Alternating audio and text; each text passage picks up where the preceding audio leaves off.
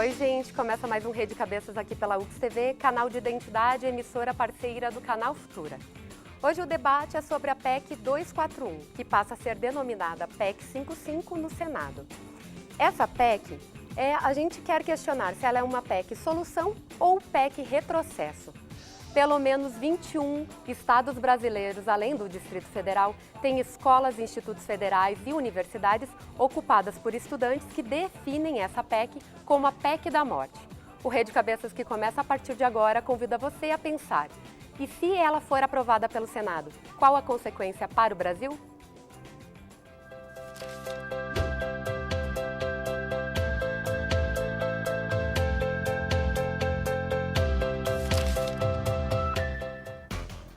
A PEC 241 foi aprovada em segundo turno no último dia 26.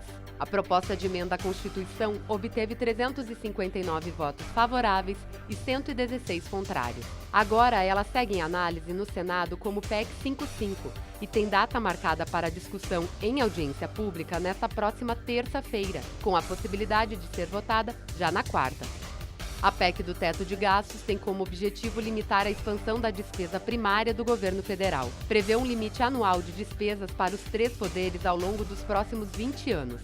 Se a regra for aprovada, os gastos públicos só poderão aumentar de acordo com a inflação do ano anterior. Mas o que significa o congelamento durante 2 décadas nos gastos com a saúde e a educação?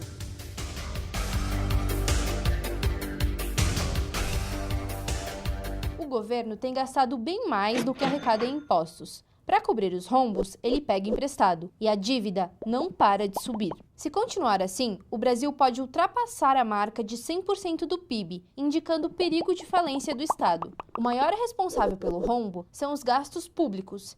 E a emenda que quer mudar isso está dividindo opiniões. Hoje, a lei exige que o governo empregue pelo menos 18% da sua receita em educação e 15% em saúde. Com a PEC, esses números serão reajustados de acordo com a variação da inflação no ano anterior e não mais de acordo com o crescimento da arrecadação. Ou seja, se daqui a 10 anos a arrecadação tiver aumentado, a saúde e a educação podem acabar com valores menores do que a Constituição determina atualmente. E quem sofre são as escolas, as universidades e os hospitais. Quem é a favor da PEC defende que ou o governo congela os gastos ou vai falir.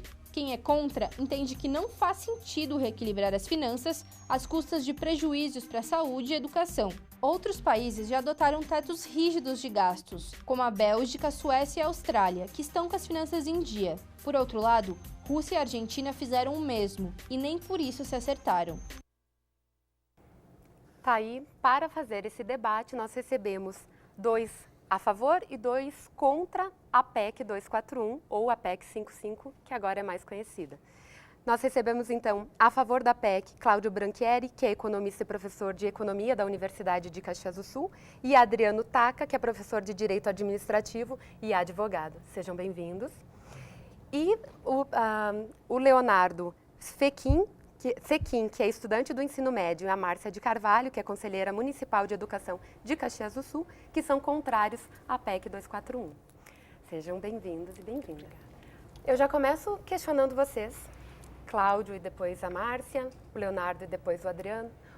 Por que ser contrário, ser a favor da PEC 241? O Brasil viu seu gasto público aumentar de maneira exponencial nos últimos anos, né? Culminando com um déficit esse ano de 170 bilhões de reais previsto. O resultado prático disso não foi crescimento, né? Afinal, hoje nós batemos 12 milhões de desempregados e nós temos mais 8 milhões de pessoas com empregos, com subempregos. Então, são 20 milhões de brasileiros vivendo à margem do sistema e o setor público é o grande responsável por isso, né? Então, basicamente é por isso que eu sou favorável à PEC, porque o resultado desse descalabro fiscal é um aumento exponencial da dívida, que esse ano vai bater em 76%. Nos últimos 4 anos, nós criamos mais dívida do que em todos os outros governos do Brasil na história, né? E convém sempre lembrar que cada 1 trilhão de dívida, e nos últimos 4 anos aumentou 2 trilhões, representam 140 bilhões de reais a mais pago em juros, o que é a soma do que foi gasto o ano passado em saúde e educação, foi 165 bilhões de reais. Eu só gostaria de fazer uma ressalvinha. Os 15% da receita corrente líquida mostrada na reportagem inicial estavam previstos para 2020, eles vão ser aplicados no ano que vem. O limite dela é 13,7. E a outra também é um adendo, também é porque esse argumento sempre é utilizado como saúde e educação, isso foi pego como refém. É proibido, de acordo com a PEC, desrespeitar os limites impostos de gastos com saúde e educação previstos na Constituição.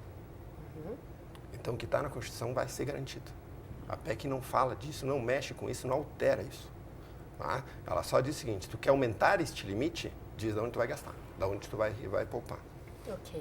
Márcia? Bem, na verdade, nós somos contrários à PEC 241, hoje a PEC 55 no Senado, em função de que ela fala de um novo regime fiscal, mas a custas de limitar os gastos com as despesas primárias. As despesas primárias envolvem saúde, educação, envolve a construção, envolve aquilo que efetivamente atinge a população como um todo. Então, limitando por 20 anos esse gasto, corrigido apenas pela inflação do ano anterior, mesmo que tenha esse resguardo que o professor Cláudio diz que a PEC traz, dos 18% da União investidos em educação, e seriam 25% para os estados e para os municípios, ou 15% da União para a questão da saúde, a gente entende que, se for feita essa projeção, esse valor não vai ser respeitado. Então, à custa de mexer com despesas primárias, esse é o nosso fato contrário. Todos nós sabemos, temos clareza de que é necessário fazer alguma reforma. Mas essa reforma ela precisa ser tributária e precisa ser fiscal. Ela não pode apenas delimitar um valor para os gastos, para as despesas públicas, naquilo que é gasto primário, e deixar a Previdência e a própria dívida sem uma limitação. Esse é a nossa maior preocupação. Nós não somos contrários de forma irresponsável, mas nós precisamos garantir que o Plano Nacional de Educação ele seja efetivado. Ele foi aprovado em 2014 e a PEC coloca em risco o alcance das 20 metas do Plano Nacional de Educação e, por conseguinte, dos planos estaduais, do plano distrital e dos planos municipais, assim como do próprio plano municipal aqui de Caxias do Sul. Okay. Então, entendemos que é necessário, sim, fazer uma reforma, mas não neste formato. Ótimo. Professor Adriano? Bom, é importante que a gente fale um pouquinho de como funciona o orçamento, para a gente entender, e até para o telespectador, o que são essas despesas primárias. Então, dentro do ano, o orçamento ele é dividido em plano plurianual, a lei de diretrizes orçamentárias, a lei orçamentária anual. Então, o que ocorre no orçamento? Ocorre a previsão de receita, que o ente, que a União vai ter para o próximo ano. E, por outro lado, nós temos todas as despesas, todas elas que possam ser imaginadas, inclusive educação, saúde, funcionalismo, tudo que vem para o governo. A PEC, ela vem a limitar para dizer mais ou menos o seguinte: você não pode criar mais despesas do que tem as receitas. Então, hoje, o orçamento ele é 6% mais do que é a inflação. Então, ele é um crescimento das despesas, quer dizer, eu crio mais despesas e eu tenho que criar receita para fechar 0 a 0 por causa da lei da responsabilidade fiscal. Mas o que ocorre? A receita, ela não chega. Dificilmente ela chega a esse patamar de crescimento. E aí começam a ter cortes. E aqui, então, quando a gente fala das despesas primárias, é tudo que o governo tem para pagar no ano fiscal. Descontado aqui os juros da dívida. Então, imaginamos que imaginar que como se fôssemos nós, pessoa física, que a gente ganhe lá R$2.000 por mês. A gente sabe que para comprar casa própria, eu dificilmente vou conseguir comprar com esse valor. Eu vou buscar um empréstimo. Esse empréstimo de R$100.000 a 1% de juro vai me dar um juro por mês. Durante o mês, eu só posso chegar com as minhas despesas até aquilo que eu tenho como receita. Se eu chegar a ultrapassar as despesas do que a receita, eu não pago o empréstimo e isso vai crescendo. E essa irresponsabilidade que vinha ocorrendo com o orçamento é a realidade que estamos hoje. Mais despesas do que receitas para o governo. Ok. Leonardo? Eu sou contrário porque o projeto de Estado mínimo que está sendo aplicado por esse governo não passou por um crivo eleitoral. Isso quer dizer que, como mostra a pesquisa de participação no site do Senado, que bateu o recorde, onde mais de 95% dos votantes se posicionaram contrários, isso mostra que a população rejeita esse projeto e que ele é uma resposta à crise que é mundial desde 2008, não é só no Brasil, uma resposta nessa crise que os serviços mais necessários para a população que tem menos direitos vão ser cortados. E é basicamente por isso, se vê formas de resolver a crise que o Brasil está vivendo hoje, atacando direitos sociais, ao mesmo tempo que quase metade do PIB nacional vai para a dívida pública e os privilégios do judiciário e dos políticos são alguns porcentos do PIB que superam até o que vai para a educação. Uhum. Antes de passar a palavra para o professor Cláudio, falando da questão da consulta pública, ainda dá para votar. Na página do Senado tem a consulta pública para votar ou a favor ou contrário à PEC, porque tudo que vai para o Senado é aberto para a população votar, então é só você acessar, fazer o cadastro e votar ou a favor ou contrário, mas antes, claro, tendo bastante informação para fazer esse voto. Professor Cláudio, você queria fazer alguma colocação? Bom, nós arrecadamos 35% do PIB. É maior que a média da OCDE, é maior que a média dos desenvolvidos, é maior que a média dos países emergentes. Estado mínimo, com 35% do PIB, isso não existe. Estado mínimo, nós estamos falando de cargas tributárias como Singapura, 16% do PIB, 20% do PIB, agora vai ver como Singapura gasta. E qual é o padrão de vida de Singapura. Então, geralmente usam muito os países nórdicos como exemplo de Estado paternalista, é um mau exemplo, mas a gente poderia um dia debater sobre isso. Uma coisa relevante para a gente falar, então eu não posso fazer um ajuste via aumento de carga tributária, porque isso já foi feito e o resultado foi prático. Os investimentos fugiram, as pessoas ficaram sem empregos, as pessoas ficaram sem dinheiro para botar comida na mesa. Defender o pobre não é fazer discurso, defender o pobre é garantir que a economia funcione e gere emprego. Isso é um fato. E se nós continuarmos nessa tocada que está se tocando aqui, os empregos vão desaparecer. Não vai haver emprego para ninguém. Nem dinheiro para educação. Primeiro porque não vai ter dinheiro. Isso é um fato, isso aconteceu. Nós estamos falando de coisas hipotéticas. Aconteceu, é só observar o Brasil nos últimos anos e a pior recessão da história do país nos 2 últimos anos.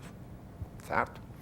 Então, nós não temos como fazer um ajuste que não seja pelo lado da despesa. Agora, o governo tem uma escolha, fazer o ajuste de uma vez só, o que é uma catástrofe, ou fazer o ajuste gradual ao longo de 10 ou 20 anos, que é a escolha dele. Foi o que ele escolheu. O que eu posso fazer? Não consigo resolver agora. Então vai fazendo o ajuste devagarinho. Se nós tiver crescimento, devagarinho. Daqui a 10 anos, revisa a meta e vê se eu preciso manter esse aperto. Se precisar, mais 10 anos. Se não precisar, volte os gastos. Certo? Outro fato que é relevante atentar é o seguinte, 23% do orçamento de saúde da educação no Brasil vem do governo federal. A maioria gasta em universidades federais. 77% são estados e municípios que recebem dinheiro do Fundeb via transferência da União para estados e municípios do orçamento. Isso não foi tocado, não foi mexido nisso. Isso é constitucional. Então a educação não vai cair, porque grande parte da despesa dela é de estados e municípios. De onde é que vem dinheiro? Vem de estados e municípios. Existe um outro detalhe. Segundo o IBGE, nós temos hoje 44 milhões de estudantes no ensino básico ou fundamental. Em 2036, 2036, daqui a 20 anos, serão 33 milhões. 11 milhões a menos. O Brasil envelhece 2 vezes mais rápido que a Europa. Nós vamos ter menos estudantes. O que São Paulo tentou fazer lá, com o fechamento de algumas escolas e condensação de alunos, para tentar melhorar e tornar o sistema mais eficiente e, portanto, melhorar a educação, que foi vetado também via ocupação de escolas lá, nada mais é do que aquilo que a gente conhece. Os nossos avós tinham 5 filhos, nossos bisavós tinham 5, nossos avós têm 3, nós, no máximo, temos 2. Então, cada vez menos crianças nascendo, cada vez menos crianças precisando de escola. Okay. Então, o gasto per capita deve, inclusive, aumentar com a educação, se a PEC for respeitada. Ok. A professora Márcia quer fazer um contraponto? Sim. Na verdade, historicamente, o Brasil investe em educação superior. Isso é fato. Nos últimos anos, a gente veio tendo um investimento maior em educação básica, que é onde nós temos um déficit maior, uma carência maior, e onde hoje a nossa maior população, inclusive, está fora da escola. Nós temos dos jovens de 15 a 17 anos que teriam que estar neste ano de 2016 na escola, nós temos 40% fora da escola e muitos deles ainda na faixa etária, na escolarização do ensino fundamental. Então, nós precisamos ter esse investimento para que a gente possa garantir isso. O que a PEC aponta Posso lhe fazer uma pergunta? Sim. Por que as pessoas de 15 a 17 anos estão fora da escola? Porque elas precisam trabalhar? Porque elas precisam trabalhar Porque a e porque família elas dela não tem baixa tinham, renda porque e, elas portanto, não não tinham podem. obrigatoriedade também de escolarização. Sim, mas as escolas A estão emenda lá. constitucional 59 de 2009 prevê que desde então, dos 4 aos 17 anos, seja obrigatória a escolarização, com implementação obrigatória, efetiva e universal em 2016. Então, os governos municipais e estaduais têm que trabalhar nessa perspectiva. Chegou o ano de 2016 e Caxias do Sul é um fato. Nós não temos vaga para todas as crianças de 4 e 5 anos, por exemplo. Aí, a questão é a arrecadação, e a arrecadação maior, a receita da União, a previsão orçamentária da União é feita com base no que é arrecadado nos municípios e nos estados e no Distrito Federal, que concentra na União, que redistribui. O que nós precisamos garantir, além dessa redistribuição que é constitucional e que deve ser repassada para os estados e para os municípios, dentro do percentual previsto constitucionalmente, é que nós precisamos ter um incremento neste momento para a educação básica e não para a educação superior, como historicamente o Brasil sempre investiu. Então, nós não falamos que a reforma tributária ou fiscal seja pelo aumento de tributos. Jamais isso pode acontecer, até porque a nossa carga tributária é extremamente maçante e desigual entre os estados e o Distrito Federal aqui no país. Então, a gente precisaria mudar isso. Agora, essa diminuição da população que vai se dar ao longo do tempo, ao mesmo tempo, a gente entende que, bom, falando na linguagem bem comum, até para os nossos espectadores entenderem, a gente sempre diz que quando a gente está doente, às vezes é necessário um remédio amargo, bem amargo, para ele fazer efeito. Só que a nossa discordância é um remédio tão amargo como esse, ao longo de 20 anos, com avaliação só em 10, será que até lá nós ainda estaremos vivos ou já teremos morrido da doença que o remédio quer nos curar? Então, essa é a nossa preocupação. E como o Leonardo disse, nós precisamos ter a participação da população. A nossa Constituição Cidadã prevê a participação social nessa situação. E nós precisamos entender que se, obviamente, a gente gasta mais do que ganha, a gente tem que fazer um ajuste geral e não apenas naquelas nossas despesas fixas. Porque, como o professor falou, para exemplificar também, é como se eu tivesse um salário de R$2.000 por mês e eu vou tendo um gasto muito maior e eu tenho, paralelamente a isso, uma dívida do cartão de crédito de R$5.000.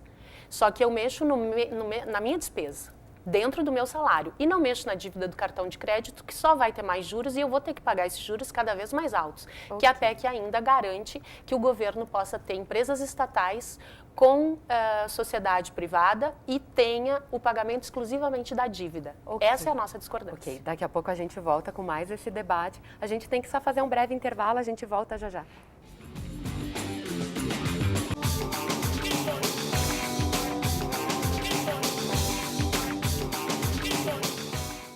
Voltado ao resgate das tradições do Rio Grande do Sul, o Terra apresenta a cultura gaúcha, a música nativista e seus melhores intérpretes e grupos musicais. A música e a poesia se encontram nesse galpão de estância, retratando as autênticas manifestações sul-riograndenses, com a apresentação de Omair Trindade. Terra, todos os domingos às 10 da manhã, na UX TV, canal de identidade.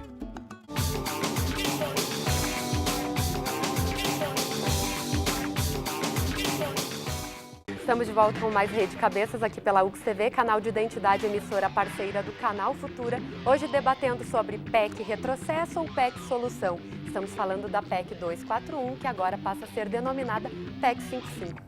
Professor Adriano, outros pontos que você acha positivo na PEC 241, que agora é 55? Bom, então, os pontos positivos que eu entendo são de que o governo precisa ter um realismo com relação ao orçamento. Não adianta, diante de despesas, eu inflacionar a receita, se ela não vai se concretizar.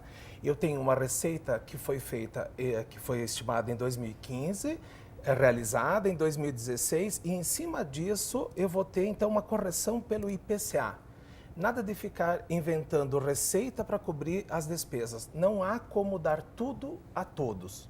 O que a PEC está dizendo? Precisamos ser realistas. Sim, precisamos equacionar todas as necessidades e ver quais são as principais. A educação e a saúde, elas estão previstas constitucionalmente, abaixo daquele nível. Nada impede que o governo gaste a mais do que isso, há um limitador mínimo. E é uma questão também que eu gostaria de trazer para o debate, que a gente não tem visto manifestações com relação à eficiência do gasto público. Eu fiz uma pesquisa no doutorado, do qual eu estou voltando da Itália agora, que é o segundo país que tem o melhor índice de saúde, atrás somente da França. Mas se nós olharmos, o Brasil está lá embaixo na lista. Mas se invertermos e colocarmos com relação a quanto é gasto per capita, nós vamos ver que o Brasil está lá em cima na lista e não entrega os serviços conforme o gasto que ele tem. Então, para isso, eu acho que cabe a qualquer um de nós que esteja nos assistindo se interessar um pouquinho mais pela coisa pública e fazer o controle social previsto constitucionalmente. Cada um de nós tem que ver, não é porque esse gasto é do governo que não é nosso. Sim, é nós que estamos pagando, é nós que estamos contribuindo com os impostos. Então, é uma questão que eu vejo a colocar para o debate. Ótimo. Vou já passar para ti, Leonardo, mas eu vou fazer um novo convite novamente. A gente falou no primeiro bloco, estamos repetindo no segundo, que a consulta pública para votação a favor ou contra a PEC, ela está disponível no Senado, no site do Senado, que é www.12.senado.leg.br/e-cidadania. É só votar. Leonardo, você quer fazer algum apontamento ou com a fala do professor Cláudio ou do professor Adriano? Eu acho que a gente não tem garantia nenhuma quando esse governo promete incumprir os gastos mínimos previstos na Constituição, porque foi rasgando a própria Constituição que ele tomou posse na presidência, porque o Michel Temer não recebeu nenhum voto para ser eleito e por isso ele não se preocupa ou se responsabiliza pelo que ele está fazendo. Ele está lá só para aplicar essas medidas, como ele não pretende ser reeleito em 2018. Dá para esclarecer bastante pela quantidade grande de votos no Congresso e agora provavelmente no Senado, favoráveis à PEC pelo perfil dos políticos que a gente tem no Brasil, que é um país onde a população é majoritariamente composta por mulheres e negros, é uma casta política composta por homens e brancos, onde os juízes brasileiros, por exemplo, são os mais caros do mundo, que se posicionaram favoráveis à PEC e custam 1,3% do PIB nacional. Cada juiz do Brasil ganha R$ 576 mil por ano. Para um trabalhador que recebe um salário mínimo, se ele não gastar nenhuma despesa nem para alimentação, ele vai levar 54 anos para receber esse montante. Ao mesmo tempo que no Congresso... a favor da PEC. Ao mesmo tempo que no Congresso... Ela impede isso aí de explodir? Ao mesmo tempo que no Congresso, os deputados, fora o salário dele, mais regalias como o auxílio moradia, eles ganham R$ 75 mil por mês. Então é muito fácil a gente ver que esses setores são favoráveis a um projeto que não vai interferir na vida deles, porque eu tenho certeza que eles, assim como o senhor, podem pagar um plano de saúde e uma educação privada para os filhos. Eu já vendi picolé, velho, na rua. Tu não me conhece, então não fala de mim. Certo? Os poderes estão limitados, os gastos dele na PEC junto com o Executivo.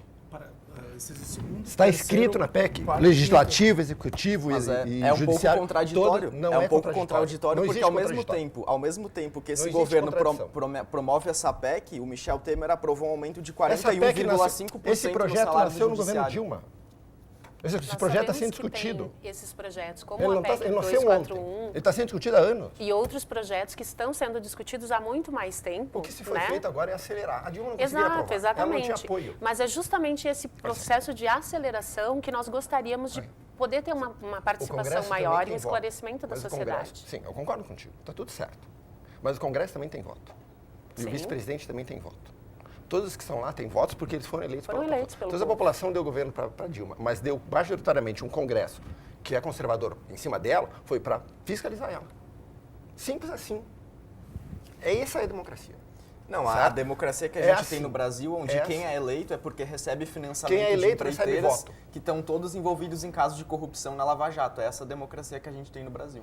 Onde Não fala pra mim, rapaz. 359 deputados vão definir o futuro de 205 milhões de pessoas. Eu fui pra rua para botar esses caras na cadeia. Tu foi? Sim, inclusive... Foi para botar esse governo na cadeia? Esse governo que nós tiramos? Todos Esse governo esses que estão todos no os que estão, governo tá hoje tudo fechado. também. Todos os que estão. Para mim, cadeia para todos. Exato. Mas A questão é uma da discussão sobre a PEC, PEC. isso, a discussão da PEC, onde a gente tem essa discordância, é justamente porque essa limitação de gastos, porque a PEC, e especialmente para o senhor que é economista, para o professor que é da área do direito, especialmente administrativo, ela tem alguns meandros que para a população como um todo, isso passa batido, porque a gente não tem essa expertise para entender um orçamento público, para entender as questões que são possíveis, especialmente naquilo que fala da dívida. Então, essa é a discordância que a gente tem. Eu concordo com o debate da senhora. Eu até acho tranquilo, acho que está certo, só não está errado, está tudo tranquilo.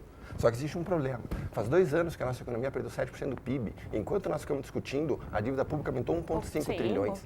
Se nós não tiver velocidade, nós não vamos discutir sobre nada, porque não vai ter país para nós discutir. Mas nós aí vamos a gente Venezuela. precisa saber qual é o projeto que a gente quer. E na educação, por exemplo, que esse a Venezuela... projeto que foi aprovado em 2014, também pelo Congresso Nacional, por esse Congresso que está aí, ele está em xeque. Hoje é um projeto que não se executa. A gente não tem condições, enquanto municípios, estados, enquanto gestores públicos, de executar esse projeto. Sim. Então, por isso que a gente precisaria juntar esses projetos que precisa aumentar o dinheiro dos municípios e estados e descentralizar um pouquinho o poder do governo federal.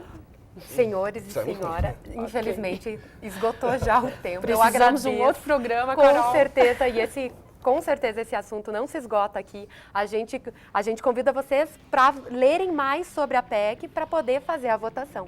Muito obrigada, a gente se encontra num próximo. Até mais!